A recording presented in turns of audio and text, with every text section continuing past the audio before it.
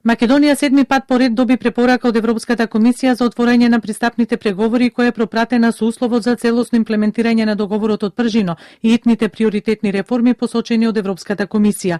Соопштувајќи го ова, еврокомесарот за преговори за проширување Йоханес Хан предпладнето пред Комитетот за надворешни работи на Европскиот парламент и напладне на пресконференцијата во Европската комисија посочи дека имплементацијата на договорот од јули треба да го претпостави спроведувањето на парламентарните избори напролет и дека на овие прашања околу напредокот, комисијата ќе се наврати по изборниот процес.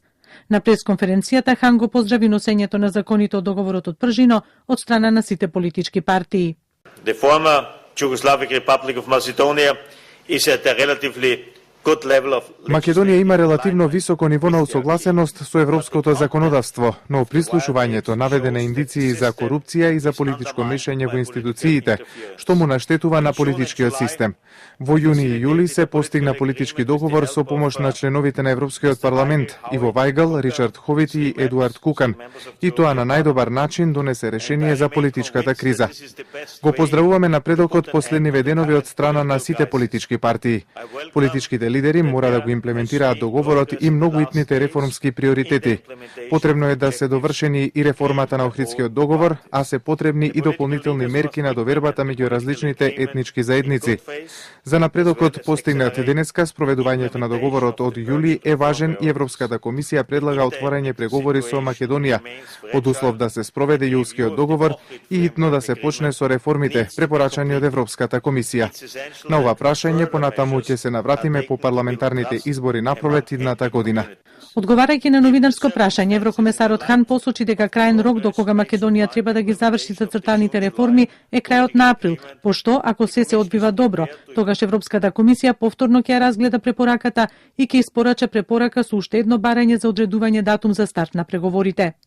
We had this very difficult and very serious crisis. Имавме многу тешка и сериозна криза, која се уште не е завршена, но ја имаме роуд мапата, тоа е договорот од јуни-јули, кој ги содржи елементите кои треба да бидат завршени. Дедлајнот на финализирање на сите овие работи е крајот на април по изборите, кои треба да бидат направени според европските и меѓународните стандарди. Некои од приоритетните реформи можат да се завршат во следните неколку месеци, но до крајот на април може да се направи прогрес уште во многу области. Ако се одвива добро, подготвени сме повторно да ја разгледаме препораката и повторно целосно да препорачаме почеток на преговорите. Еврокомесарот Хан посочи дека клучен елемент и натаму врз основа на кој Европската комисија ќе го вреднува напредувањето на секоја земја поединечно од Западен Балкан и Турција, ќе бидат реформите во областа на судството, правдата, борбата со организираниот криминал и корупцијата, слободата на изразување, медиумите, јакнење на административните капацитети, реформите на економски план и добрососедската политика. Хан нагласи дека во иднина напредокот на земјите ќе се валоризира на 4 години, а не на една како досега.